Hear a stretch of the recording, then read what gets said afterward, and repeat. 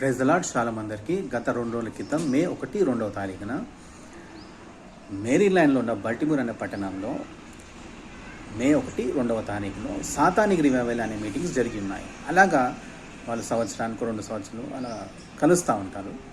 అయితే ఆ మీటింగ్ నిర్వహించిన నిర్వాహకుడు చెప్పినది ఏంటంటే, వాళ్ళు కలుసుకున్న ప్రతిసారి ప్రతి వారం 70 బైబిల్ వాళ్ళు చింపి రాక్షసానందం పొందుతూ ఉంటారంట. అలాగనే ప్రతి సంవత్సరం కనీసం 1000 పైన బైబిల్స్ వాళ్ళు చింపడం అనేది జరుగుతూ ఉంటుందంట. దీన్ని బట్టి మనం అర్థం చేసుకోవాల్సిన విషయం ఏమిటంటే, ఈ లోకంలో ఎన్ని మత గ్రంథాలు ఉన్నప్పటికీ సాతాను ఆరాధించేవాడు ద్వేషించేది బైబిల్ని మాత్రమే. అలాగే ఎంతోమంది దేవతలు దేవుళ్ళు అని పిలువబడుతున్నప్పటికీ యేసుక్రీస్తుని మాత్రమే వాళ్ళు నిజంగా ద్వేషిస్తూ ఉన్నారు. దీన్ని బట్టి మనం తెలుసుకోవాల్సిన విషయం ఏంటంటే, యేసుక్రీస్తు మాత్రమే లోకరక్షకుడు, యేసుక్రీస్తు మాత్రమే నిజమైన దేవుడు, బైబిల్ మాత్రమే సత్య గ్రంథము అనేది దీన్ని బట్టి మనం తెలుసుకోవాలి. Praise the lord.